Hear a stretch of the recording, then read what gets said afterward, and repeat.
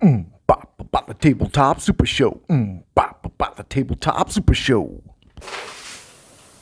Hey everybody, I'm Stevie Ray, and this is the Tabletop Super Show. Today, I'm proud to bring to you guys the part 3 of the Eye Tyrant series.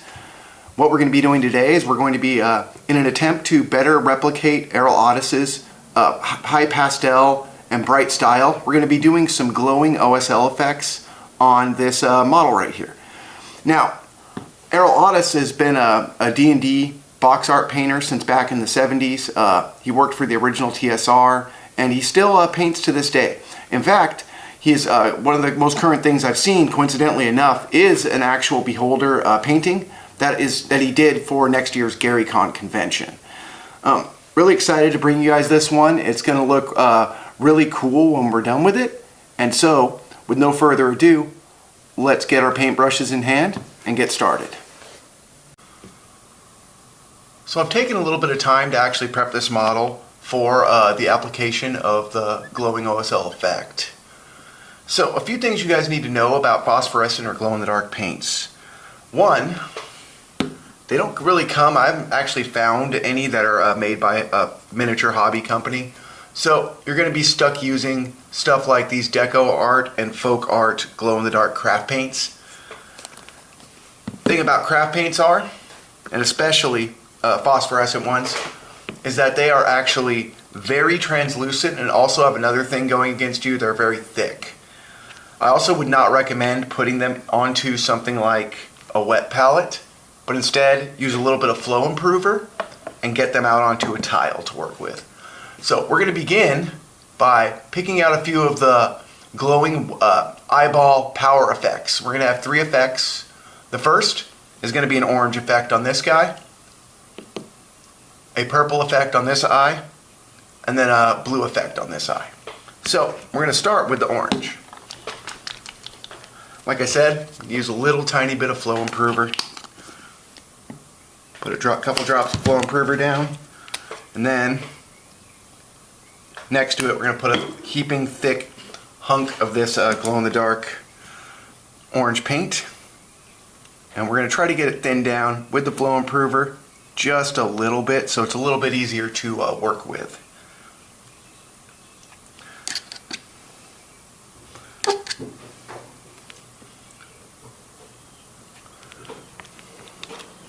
Another thing when working with phosphorescent paints is using a white base will make it, after a few coats, be a little bit brighter than it would otherwise. So anything that you're going to paint in this fashion, I would definitely give it a coat of white first. This is going to take many coats, so as I get one coat on, I'm going to switch to a different color. It's another reason I used the flow improver on this, is it kind of increases that working time a little bit for the paints. We're going to try to keep it as smooth as we possibly can. We're going to do the blue next. I've given these already a pretty good shaking to get them prepared. Here. A little bit of flow improver to this one as well. Mix it thoroughly in.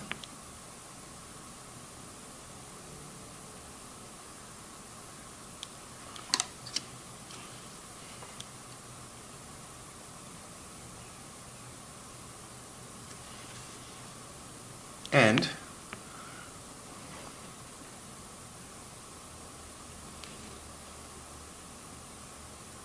start by getting a coat of the blue on there.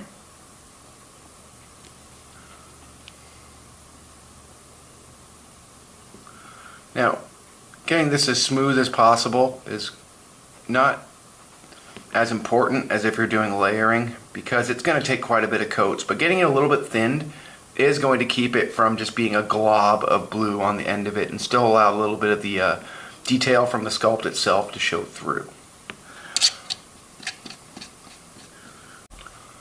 Now we're going to do the last of the glowing effect on the eyeball power attacks, and that's going to be with this phosphorescent purple I have right here.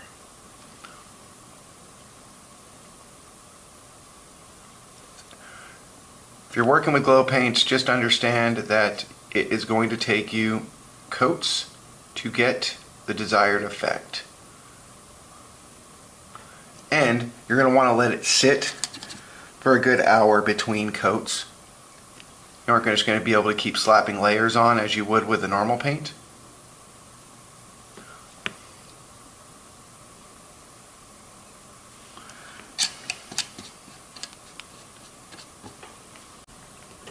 So now we're going to do the first layers of what's going to be the biggest part of it, which is transferring this slime effect glowing onto the model itself. Now I already did a sketch to give myself an idea of where I want the glow to be. And I've thinned out a little bit of that yellow, greenish yellow glow in the dark.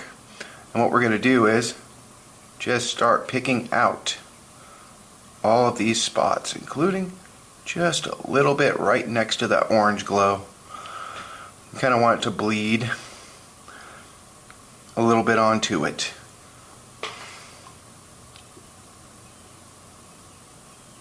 This is once again going to have to sit over many coats. So I'm showing you guys the basic idea of how to transfer these glow-in-the-dark paints and create a glowing OSL effect. And then what I'll do is we'll come back after I've gotten more of the coats on, and we'll get a little bit farther on showing it. This is a lot of fun to do, if not the most intuitive.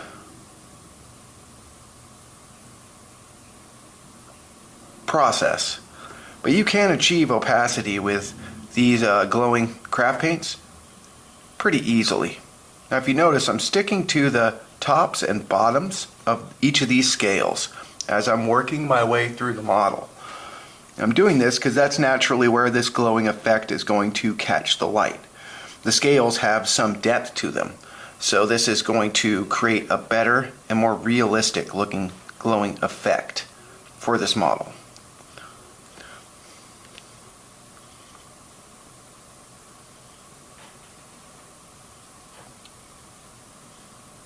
This will probably, for the bottom part, take anywhere from 3 to 5 layers for me to get opacity enough that the glow effect will stand on its own.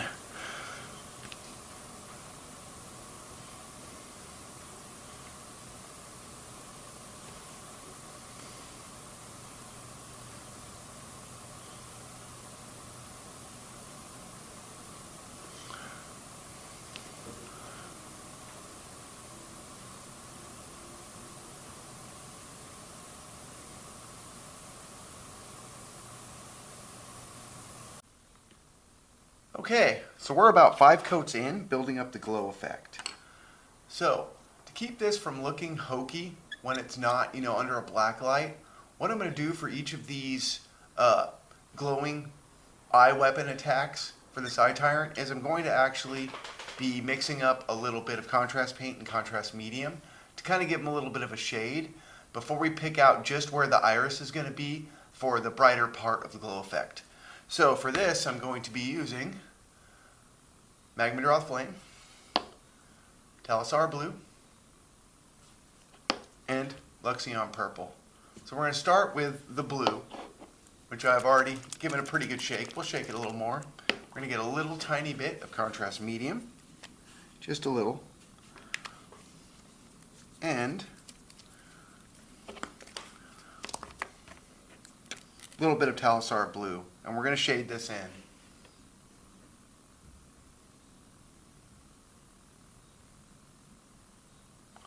A little more.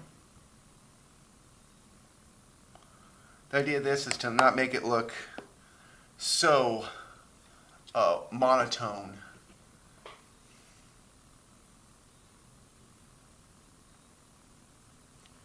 And give it a little bit of its shaded definition back.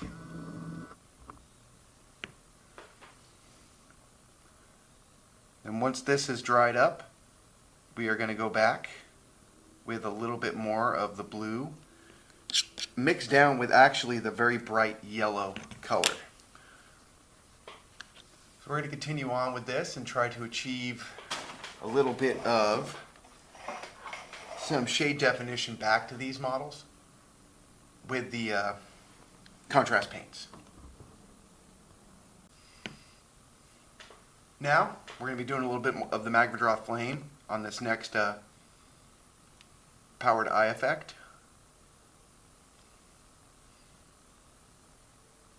Going to bring back a little bit of the shadow to it.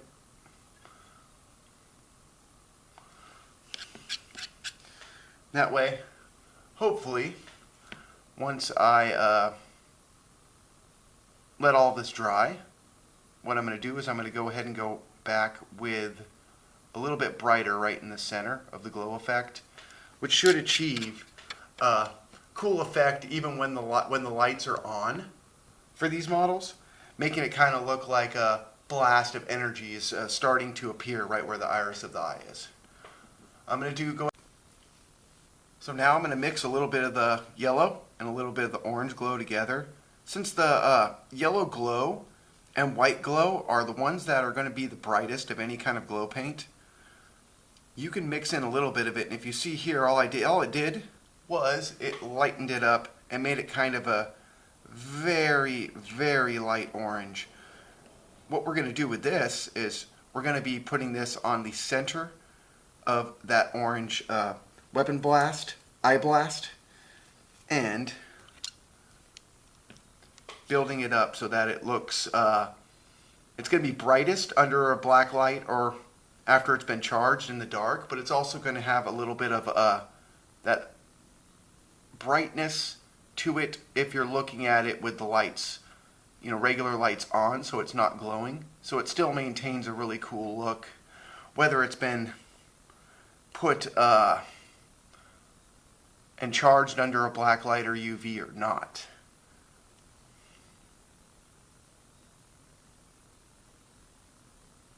This once again is going to take a few layers for each of these, but I wanted to show you guys with the orange ones so you guys can kind of get the idea of what I'm doing.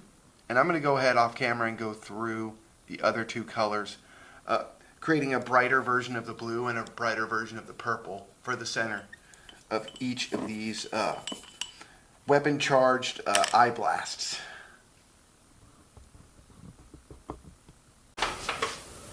When I started this project, I knew I wanted to tackle an Erol Otus style bright neon and pastel color scheme for the Otherworld Miniatures Eye Tyrant. While I've done object source lighting on some models and I've done some phosphorescent glow effects on things like terrain and even on actual clothing, I'd never actually tried to create a glowing OSL effect on a model before. I tell you this because experimentation and exploration are the things you need to do as a painter to add these extra shortcuts and processes into your hobby work toolbox. These are the things that you will do to make you better and better at what you're doing as you invest more and more time into it. So mix paints together, try crazy color schemes, don't limit yourself because of a complicated model because you don't feel like you're ready for it yet. Every mistake will lead to a better understanding of the art of this. Every happy little accident can easily become a feather in your cap for techniques and things that you will use on down the line. Free yourself from the fear of exploring an artistic medium. Let go of your mistakes and learn from them, and you may actually find that you're having fun as you progress in skill. So with that aside, we're ready to reveal just what we managed to accomplish in this episode. I hope you guys like it. Okay guys, so a few more coats in, and I've managed to gain the desired opacity to create a kind of two-toned effect so the model looks like it's giving off some kind of a energy blast or building one up when the model's in full light. So now it's time for the actual reveal to show you just what I accomplished from doing this today. We're going to start by dimming the lights a bit.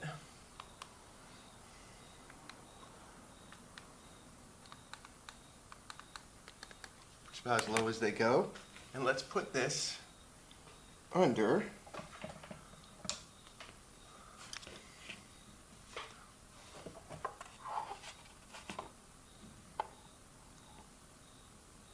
there's the glowing OSL effect I was going for.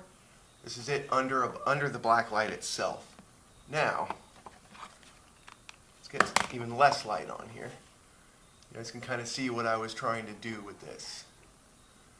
I'm going to turn the lights off in just a second, and we can see, once it's charged a bit, exactly the different colors of the glow. that I managed to pull off with this one.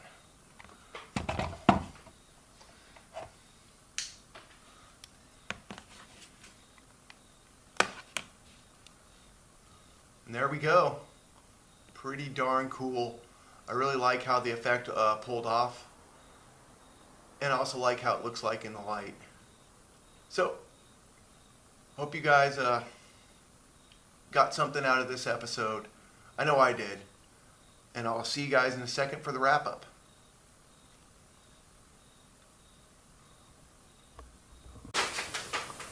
So that's going to do it for this episode, guys. If you got any use out of this and enjoyed it, please feel free to like, share, and subscribe so you don't miss any more of the content from this channel. Now, for the final part of the Eye Tyrant series, what I'm going to do is off camera, I'm going to paint all of the tiny eyeballs, but I'm going to leave the big eyeball. And what we're going to do is we're going to be doing a jaundiced, gnarly, bloodshot-eyed, realistic-looking iris for this model, and then we'll call it a day on him. Until the next time, happy hobby, happy painting, and happy gaming.